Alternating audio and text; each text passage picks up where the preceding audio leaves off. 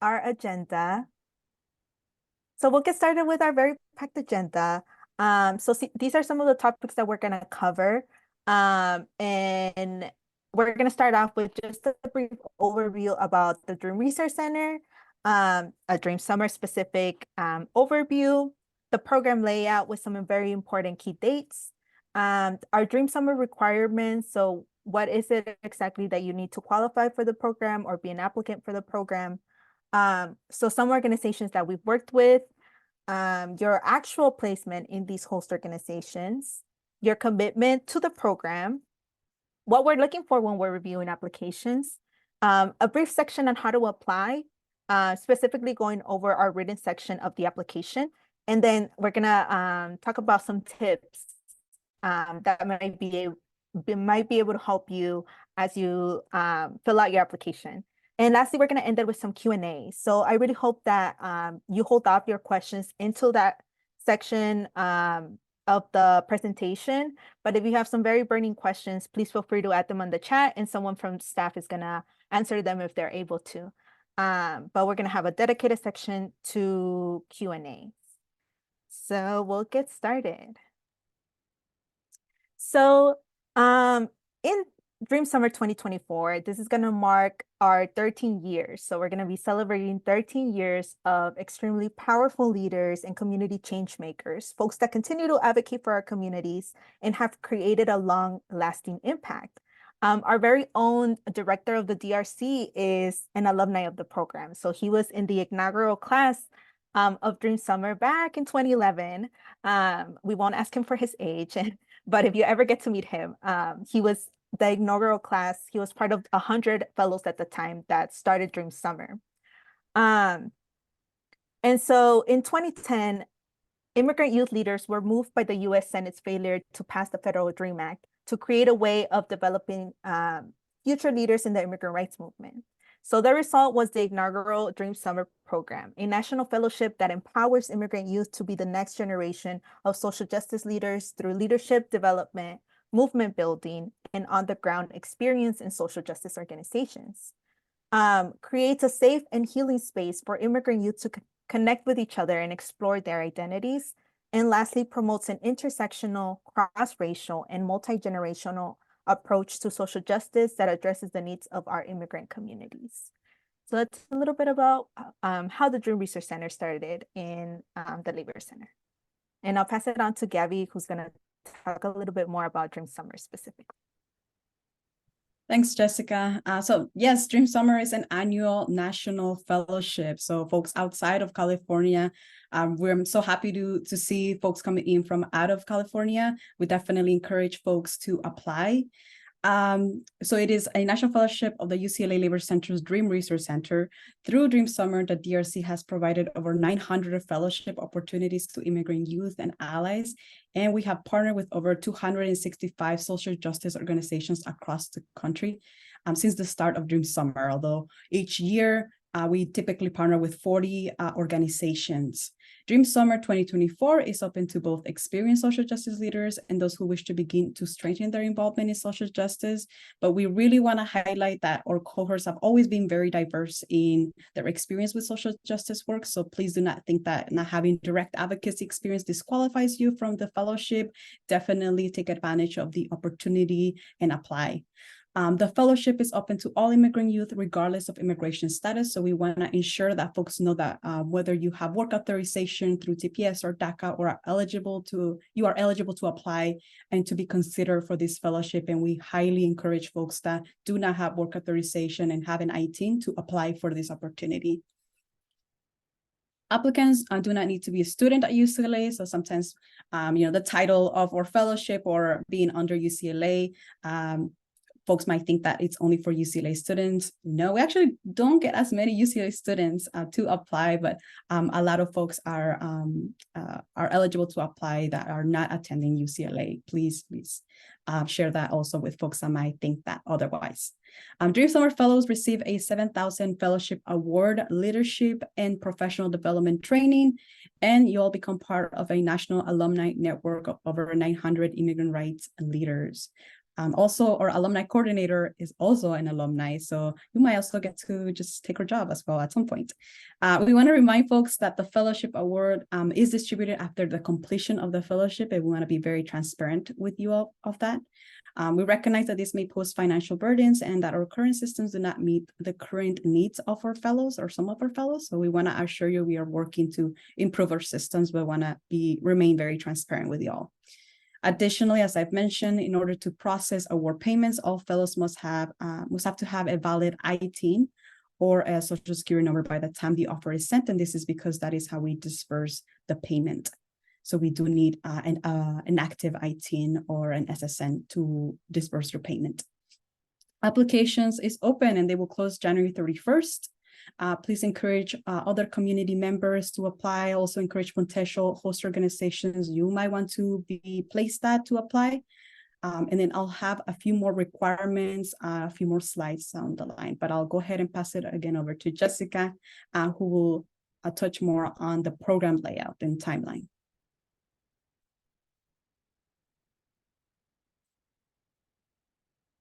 Thank you so much, Gabby. So a little bit of our program layout. As we mentioned, the application is due January 31st. So I want to say that's around 2 weeks from now. And it's due at 12 p.m. noon PST time. So for folks that are joining us elsewhere, I would encourage you to do the math because, you know, the time difference. But it is due at 12 p.m. noon PST. So afterwards, we're going to be accepting folks on a rolling basis. So some folks may hear about their applications sooner than the others. So we do ask for some patience because we do get a large number of applications and we take our time to review each and every single one of the folks that applied. So again, it's on a rolling basis from February to late March. And we will have afterwards, after the folks receive their acceptance letter, and are confirmed as fellows to the program, we're going to have a mandatory virtual welcome session. We're still determining the time, but we'll communicate with you all as soon as possible once we determine that. The next important date after that is going to be for our folks that are out of state and are going to be flying out for our opening retreats. That's going to happen on June 19th. And afterwards, on June 20th, we're going to start our opening retreat. So our opening retreat is going to last from June 20th to the 22nd. Our opening retreats are a huge and very important part of the programming that we do because this is where we provide you out with some tools for your placements and your organizations, as well as where we community bond and we get to share space and learn from one another.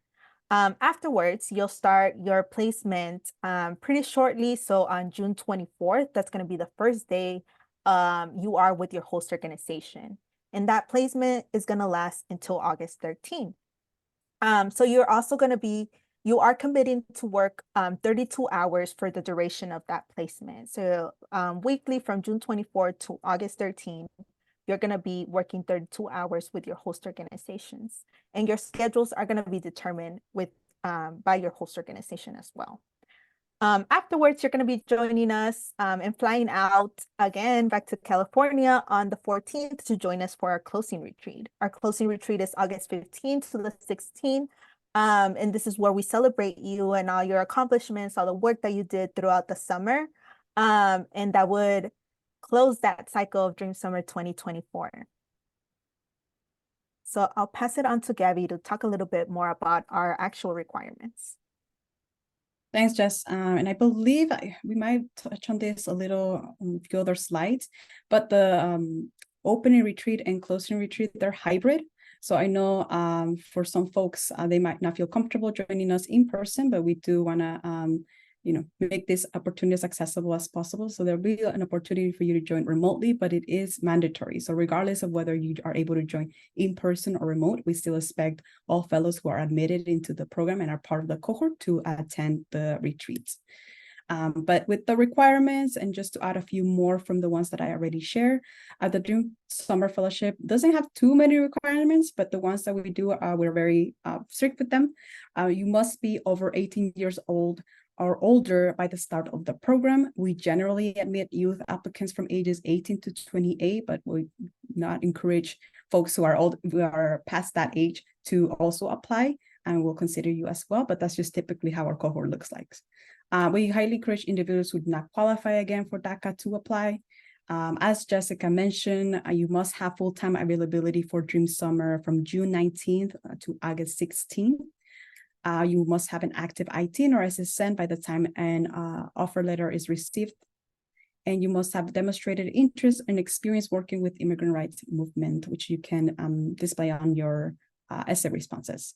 And then the last one is that you unfortunately, we cannot consider applicants who are part of the University of California and are working there. So if you have worked within the University of California, any UCs, within the last 2 years, we're unable to consider you for this opportunity. The only exception are UCLA students. This is very particular to each applicant's situation. So we encourage you all, if you are unsure about your employment status with the University of California, that you email us directly through our email. Jess will share more about who we work with. Yes. And the only exception to the University of California rule are UCLA students, simply because we have access to talk to them directly. But that's only if they are still a student by the following year. So even UCLA students have some limitations if they have been working for the University of California as an employee. So I wanted to mention that as well. And then we wanted to talk a little bit about some of the organizations that we have worked with in the past. So as we mentioned, we have partnered with more than 265 organizations in the last 13 years. Host organizations have their own application process that they complete when they're applying to the program as well. So we partner with organizations whose missions align with Dream Summer. However, the list of organizations that join us does change every year, which is why you might have not found a concrete list in any of the documents that we have on our website, because it just happens to change every year. Some organizations might be able to join us for 1 year, but the following year they might not be able to. So another important aspect of our organization is that as of right now, our main focus is organizations that work with advocacy work and social justice. Again, the fellowship is focused on leadership development. We would love to have placements in certain sectors such as engineering or STEM, but as of right now, most of our organizations are within the nonprofit, policy, labor, and research sector. We know we're still trying to find those organizations that would want to do these kind of programs, but our main list of organizations as of this moment is still within the social justice advocacy realm, because our main focus is social justice and advocacy. But some of the organizations that we have worked with has been APALA, which is the organization that Diane mentioned earlier, Forward.us, the Los Angeles LGBTQ Center, the Colorado Immigrant Rights Coalition, Aliento, Free Alas. So not all of our placements, again, are in California. We have networks across the US. And our alumni are changing the social and political landscape in our communities by serving in leadership roles with all of our organizations. Like I mentioned, our director was a past alumni, and now he leads this work alongside us. And I'm going to talk a little bit about host organization placements. So our matching process for the program is extremely intentional, and it does take a little bit of time. We match fellows based on skills, on interest, on the organization needs. In our host organization application, we receive information about the projects that a fellow is going to be working on throughout the summer, and we match fellows based on that as well. We match fellows based on their experience and their interests. We also match fellows based on potential and what kind of support we anticipate that they need. Some organizations are looking for folks that have a little bit more experience. But again, that's not all of our organizations. So we really take our time to do this matching process. And we encourage you all to highlight your interest. And we'll go over that a little bit later. But our matching process is, again, very intentional. And some of the projects that fellows have worked on has been on policy research, community outreach, such as canvassing, phone banking. I went door knocking when I was at my organization. They're leading community meetings and presentations on all your rights, on vendor protections. We also had fellows that work in the marketing of the organization. They're creating social media posts, newsletters, their own zines, and fellows that worked as policy analysts and research. It really does depend on their interest in the organizations that are applying for that year. So we would encourage folks to apply regardless of your major. If you're remotely interested in doing advocacy work, that is more than valid for us. And I'll pass it on to Gabby to talk a little bit about our commitments, or your commitments, actually. Thanks, Jess. So for the program's commitments and expectations, so you all can take them into consideration as you decide to apply or not. This fellowship, again, a full-time commitment of 32 hours, although there might be host organizations who will be looking for fellows to work evenings or maybe on weekends, in which case you will be notified by the time an offer letter is issued, but we typically follow working hours, follow usual business hours, so 9 to 5. Fellows are eligible to take 2 personal days off. All scheduling does require a conversation with your host organization supervisor. So I know that there's folks that have other responsibilities. Most of our organizations are very flexible. There's just a lot of communication that has to take place. We also want to highlight that we do the best that we can to match organizations with the fellows, as Jessica mentioned, taking into consideration region, goals, as well as comfort level of working remote, in person, or hybrid. So we still have a large majority of organizations that are either doing hybrid or remote.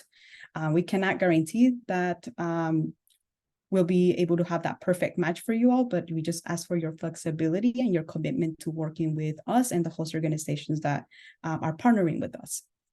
And then additionally, we have, as we mentioned, the 2 retreats that take place, one before the placement and one after your placements. Retreats are mandatory and you are able to join remote or in person. And the purpose of these retreats is to provide a unique space for folks to connect with one another, to learn about the intersectionality of immigrant issues, and to cover important topics before the start of your placement. The closing retreat is a culmination of all your work, as well as an opportunity to take advantage of workshops centered and led by the undocumented experience. There's a few other expectations we want to share to help you decide if this is a good fit for you. Just expenses in terms of that. Retreats for opening and closing retreat are covered. We usually get a few questions on whether you'll joining in person will mean that you'll have to cover those expenses. That is covered by the program. So joining us for those 3 days in the opening retreat and those 2 days in the closing retreat. Flight, hotel, and food for the duration of retreats are covered. Expenses outside of the retreat or during your placements are not. So some folks might want to explore LA at later hours of the retreat, but we do not cover those expenses. In addition, we do not offer reimbursements for travel to and from your host site. Some organizations that we partner with have their own systems where they can provide reimbursement, in which case you will also be made aware of that. And then folks are expected to communicate, to be communicative in their placements. So this means asking questions on your projects, checking in with your supervisor, and communicating any changes to your schedule. And I'm mentioning all of this as well, so that you all can include it in your applications and highlight those skills as well. And then folks are also expected to have bi-weekly check-ins with our Dream Summer mentors who are Dream Summer alums. So we typically partner you with a Dream Summer alum who will provide you with one-on-one coaching sessions. So please take advantage of them, and will also is used to build your network. And so we also try to partner you with a mentor that is in your region or have similar interests, and you have a weekly remote check-in sessions with them. And then again, the fellowship award is distributed at the end. So we ask that you budget as best as you're able to. And then we can go to the next slide for you. Thank you, Gabby. So I'm going to go over some of the skills and things we look for when we're reviewing applications.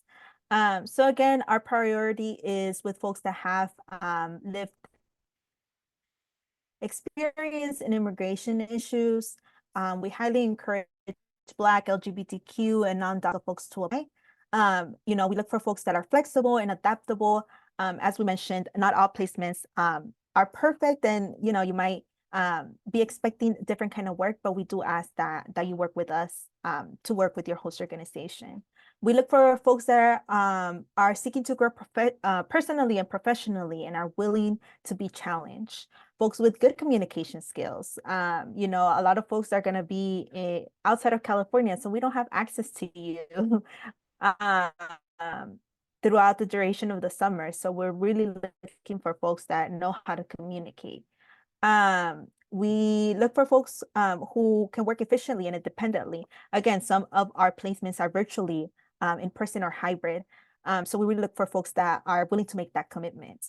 Individuals that are open to engaging in conversations about race, class, privilege, LGBTQ, identity issues impacting our immigrant communities. So as we know, our immigrant communities are multi-dimensional. We all have different identities and intersecting issues that we care about. And these are conversations that we have in opening and closing retreat.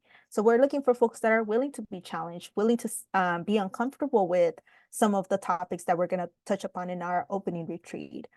Because this is a learning opportunity. We want to learn from you, and we want you all to learn from each other, ourselves and our presenters. So we really look for folks that are open to those kind of conversations and that are engaging in those conversations as well. And then I'll pass it over to Gabby for our actual application process.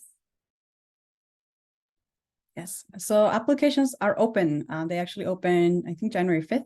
You can visit our website to open the applications. The application, you will be directed to a new site. So please read through the instructions carefully. The first page, I believe, is just instructions. It also gives you access to the application guide and the FAQs. So we also encourage folks to read them as they will guide you as you're applying for the fellowship. And of course, reach out to our email if you have any additional questions.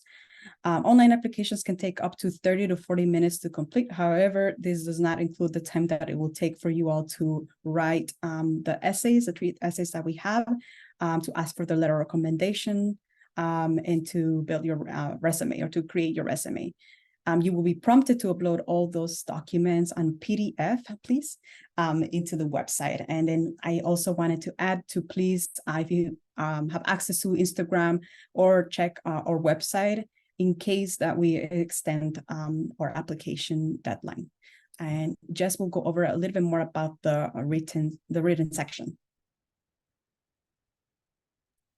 Thank you, Gabby. So as we mentioned, we have a written section as part of our application process. We have 3 prompts. So sometimes some folks get confused and believe that they should only answer 1, but we actually require a response to all 3 of the prompts. So I'll read them very quickly right now. So we have prompt A. Why are you applying to Dream Summer? How will your participation in Dream Summer align with your advocacy and leadership goals? Prompt B, how have immigration issues affected you personally, your family, community, loved ones? And how have your identities impacted your life experiences and shaped who you are? Some examples that you can consider when writing this prompt are your immigration status, your gender, class, sexual orientation, race, ethnicity, ability, religion, and anything else that you believe contributes to who you are. And then prompt C, we have, what is your analysis of social justice issues impacting immigrant communities beyond immigration reform? What do you view as your role in addressing these issues? Provide an example. So we really hope that you can stick to the 500 words max. Again, we have a lot of applications to review. So we hope that you can stick to that 500 words for each of the prompts. And again, please answer all 3 of the prompts when you're submitting your documents. Afterwards, you're also going to be required to submit your resume. So a really important part of your resume is that if you don't happen to have any quote unquote professional experience, we hope that you can add anything from side hustles, from your classes that you think are relevant, babysitting for your siblings, that's labor, that's work, tutoring that you have done, in your high school as a volunteer, or you're currently doing for your classmates, or for your community members. So anything that is relevant to the program, we encourage you to writing your resume. It doesn't necessarily have to be just work or professional experience. We're really looking for folks that are committed to the program and are showcasing that in their application. So again, your resume doesn't have to be completely just professional work, since we know that some folks, this might be their first time doing a fellowship or a program, right? So don't let that resume discourage you. We also, I believe we have a link in our application for some resources for resume work. And then we also hope that, well, not hope, you have to submit one letter of recommendation from a professor, supervisor at an organization, past employer, student organization, faith group, really anyone that can highlight your work, can highlight who you are as a person and why you would be such a great match for the program. So again, we don't look for that the title of this recommender or what organization they're part of. That's not something that we look for. We just look for the content of the letter of recommendation. So if a friend at a student organization can speak highly of the work that you've done, they would be a really great recommender. That's what we're looking for, to make sure that we know who you are and they can speak highly of you. You'll also notice that you have an optional submission. So we have an optional submission of any additional documents that can be used to showcase any of your creative or professional skills. So we don't take this optional part when we're reviewing your application. This is mainly to help us with the matching process. So for example, if you worked as an event coordinator for your student organization and do social media posts and flyers, this would be the perfect opportunity to upload those documents because they can help us in the matching process. But it's not necessary. It's just an optional tool that you can use to showcase who you are. And now we're going to move into some of our tips. We're almost there. I know this is a lot of information, so thank you for your attention. So we have a few tips. Just keeping essays short and concise. Please take time to reflect on the questions and answer them in full. Make sure you're addressing the questions directly. Be wise about who you choose as a recommender. Of course, we've mentioned you can decide a friend to write a letter of recommendation, but can they speak to your skills? Do they understand the program as well? So be very wise about who you choose as a recommender. And then highlight ability to work independently, highlight any previous work done in immigration, or describe how Dream Summer will help you achieve your career goals. And then do not sell yourself short. Really take time to reflect on all the different skills that you have and all the knowledge that you have, any classes that you've taken. And then we get a lot of folks that are applying for the second time around. So for those folks, we really want them to reflect on the ways that they have grown since they last participated in Dream Summer. So this can include any personal, professional, leadership development, and or skills. We look forward to learning more about how you all will utilize this opportunity to implement our new skills or in the program or in any new areas of growth for them. And then maybe Deanne, if you also have anything that you want to share with our attendees on ways that you prepared your application last year, or any tips that you would want to share, you have the time now. Yes, so for essays, I really tried to make sure that I was able to kind of communicate everything I wanted to communicate in the essay portions. So what I do when I apply to like fellowships or internships and stuff like that, I always kind of just go back to the past essays that I've written, and like kind of just cross-reference things and make sure that I write about like the actual topic of the question, and also just reread it as always. It's always nice to have someone read it for you so that you make sure that there's no spelling errors, or you're actually talking about the topic that's or the question that's asking you. And then okay, let me see if I have other tips. And yeah, and I think I really like the last tip as well. Do not sell yourself short.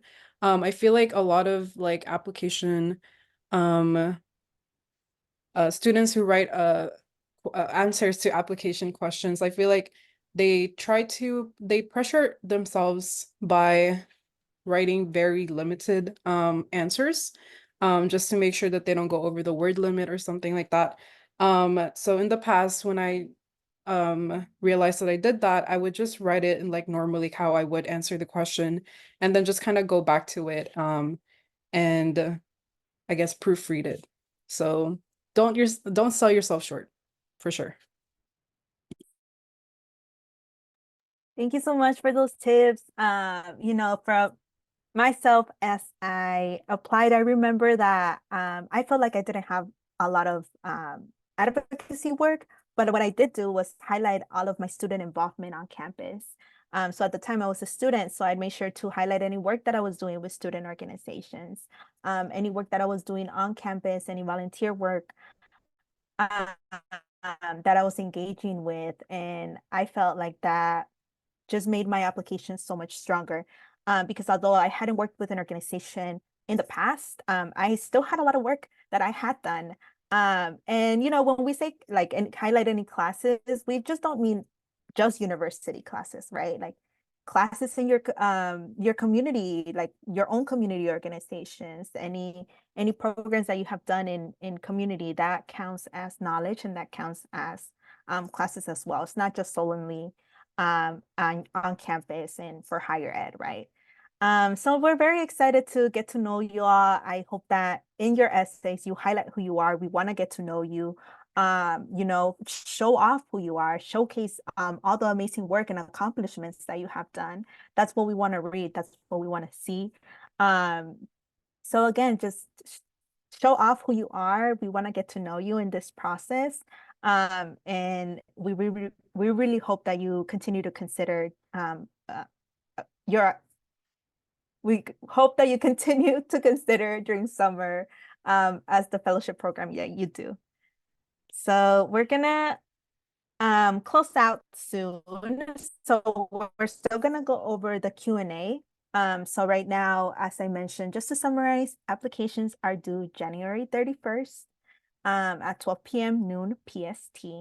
As Gabby mentioned, sometimes we do have extensions because the website crashes suddenly, or there's some unexpected events that happen.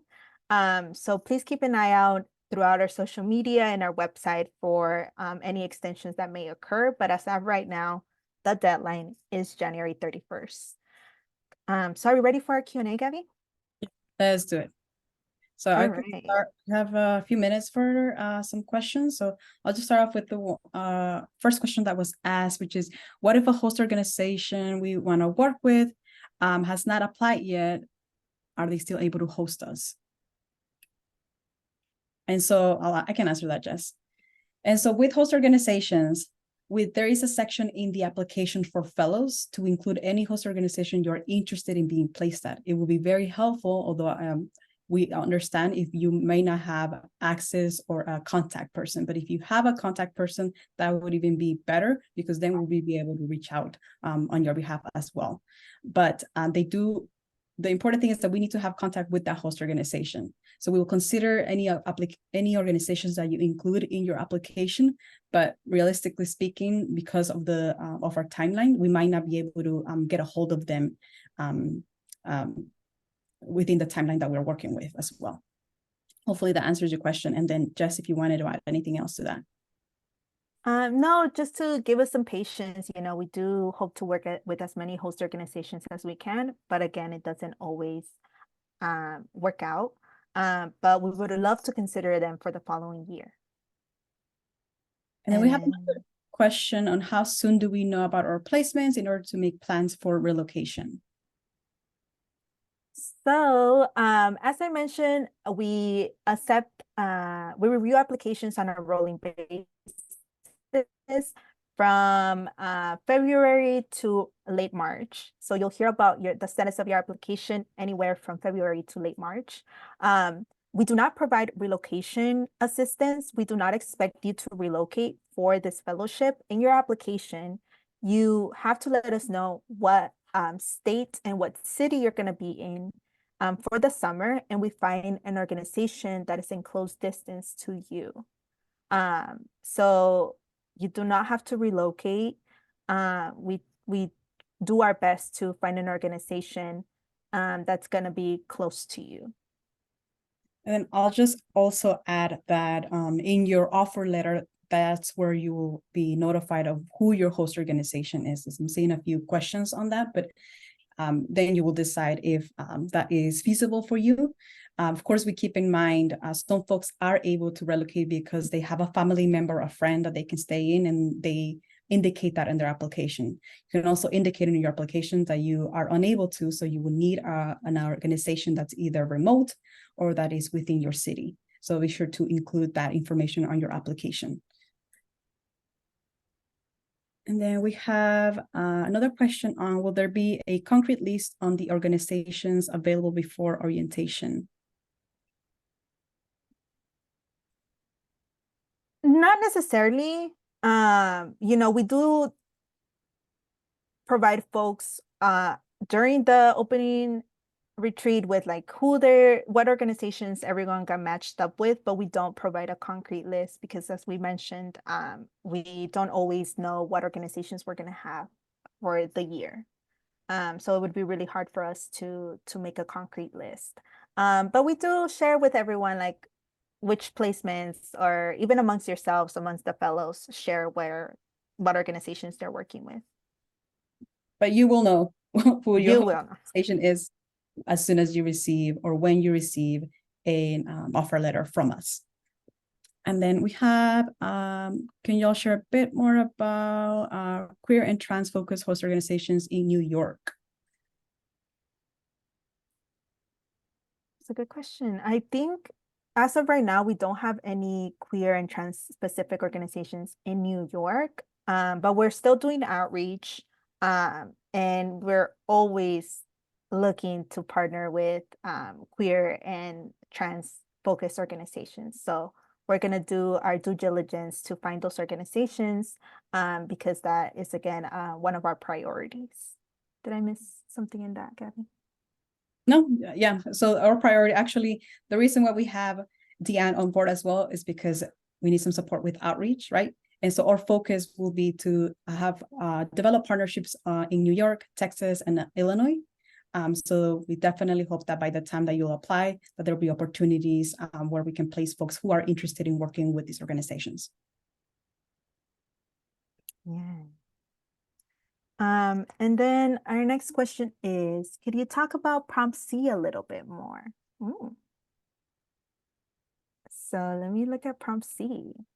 So Prompt C is, what is your analysis of social justice issues impacting immigrant communities beyond immigration reform? So our goal with this question is really to get to know your thoughts and ideas in the immigrant community. So most of the time, the conversation about immigration tends to gear towards immigration reform, but there's so many on the ground work that's already being done that doesn't necessarily focus on immigration reform. And we want to hear your thoughts on that kind of work and where you believe we should be focusing on as a community. Gabby, do you also want to share a little bit about Prompt C? No, you're good. So that's kind of where our Prompt C is. It's very important for us to make sure that we're thinking creatively about our communities, and we're thinking in terms of outside of what these policies can do for us, because sometimes that's very limiting, right? I think if anything, Jess, I will add, challenge yourself if you do have the, mentality of like, our end goal is immigration reform. We have a lot of conversations during our opening retreat and also with our host organizations on the priorities of the immigrant rights movement. So really challenge yourself to better understand like what are the intersecting issues impacting different communities. So we know, right, that immigration reform might be helpful, but for some other folks, they will still be targeted by the government, by the police. And so asking you all to reflect and really take time to consider who are our communities, who are the immigrant communities, because we're not a monolith, and then what are the issues that are impacting these communities. So really take time to reflect on that. And then we actually have a question for Deanne, if they can talk about how they apply to the program and how it helped them grow. Deanne, do you want to go ahead and answer that? Yeah, so I wanted to apply to the Dream Summer Fellowship program to kind of just challenge myself and really just find my identity outside of being a student, outside of, like a first generation college student, and just like outside of a lot of the things that I thought that constantly defined me. So I looked for opportunities that were able to challenge like my current notions, and also be able to meet other people in like the same boat as me. So this experience was very much life-changing for me. And I'm pretty sure it's going to be the same for you guys.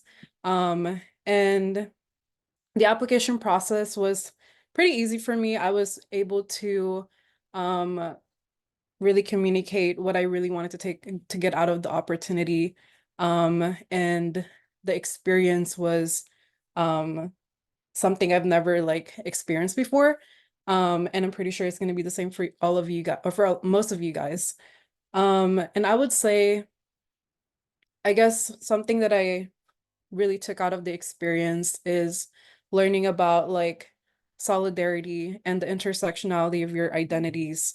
So if whether you're undocumented or documented, Asian, Black, um, it's just there's a lot of intersectionality that happen within our identities, and the program, the fellowship was able to really um, define that for us and see how that affects our daily life on a daily basis.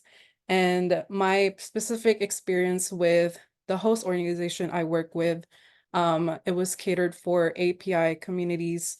And also that way I was able to learn more about workers' rights and how that just doesn't affect, like people working in corporate businesses that are experiencing, like bad work environments and stuff like that. And yeah, so I was also able to travel during the fellowship. So I was fortunate enough to be able to be flown to Seattle and work at the Seattle convention that Apollo had this past summer. But it's going to be different for your host organization. It's going to be based on what you're doing. Yeah, I'm happy to answer more questions if needed. Thank you so much, Jan.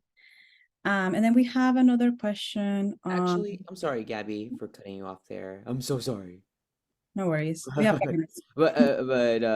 Another thing that Deanne, if you can maybe share, since I saw this question, um, is you don't get the fellowship award right away, right? You have to wait until the end of the fellowship. Maybe can you provide what was your um methods or way that you were able to survive during the 8-week program, because it is a long time, to be sure. So any tips would be great as well. Yes. So, I knew when I applied for the fellowship that it's going to be like the stipend is not going to be given to you until like September.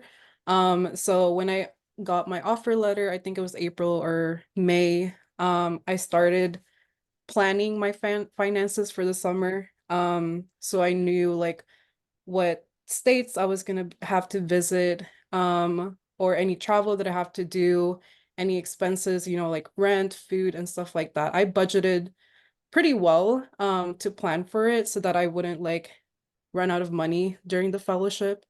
Um, so if there's any, I guess, specific tips, I would say like use some kind of budgeting app on your phone to track like your expenses. If you're dependent on like your parents, maybe work with them on how you can budget your half or your I don't know, part of their income or something like that. But what I really did, because I'm completely independent from my parents, so I had to rely on like my scholarships, other jobs that I was doing. So I really tried to budget like before the fellowship started. And then during the fellowship, I would just know how much money I should spend every day, especially during the in-person retreats. When I went to the in-person retreats, it was really fun. You know, like after the program days, I would just go out with like the friends that I met there. And it's really fun. LA is really nice to explore as well. So make sure you have enough money to explore and enjoy LA too whenever you're at the in-person retreats. And then if you also have like any other travel with like your host organization. And I also made sure that I didn't relocate anywhere. If you're doing remote work, there's no need for relocation. But if you're given the chance to not relocate, I would say to not relocate just for your own finances. Yeah. Thank you so much for that. You know, we're running out of time for the Q&A section. If you have any specific questions about your specific circumstances, please email us. We can answer like 2 more questions maybe. Gabby, I saw that there was some questions about the stipend award and taxes. So, George, can you share a little bit more about that specific aspect of the fellowship? Yeah, quickly, I actually remember answering one of the questions on the Q&A specifically to that. So, your fellowship award is a non-service fellowship award, which means it's not considered employment, um, but is also considered taxable since it's not specifically tied to one's higher educational purposes, right? Um, so it's taxable, it's not considered employment, and you will not be receiving any tax documents from UCLA at the end of the year. Um, that's as much as I can say right now. Um, Usually, what I would say to folks who have more questions is I am not a tax person. We're not tax people. We shouldn't be giving out as much input on that. Um, if you can, try to find someone who has some expertise on it, right? And then if you have more questions, we can talk on the side, just knowing fully well that we are not, you know, CPAs. All right, folks. So I think we're gonna end with that question. So this is our email if you have any further questions. I know we didn't get a chance to get to everyone. But again, if you have any very specific questions, please email us and we'll get back to you all in around 2 to 3 days. So give us some grace to answer to your email, but we'll do it as soon as possible. So if you have any further questions, please let us know and we'll answer them through email. And thank you all so much for joining us. It was a pleasure to share space with you all, and we really hope that you consider applying to the fellowship. It would be an honor to get to know you all and get to know your stories through the application process. Thank you, Jessica. Thanks everyone for your time. We're looking forward to reviewing applications. Thank you all so Bye, much. folks. Have a good rest of your day.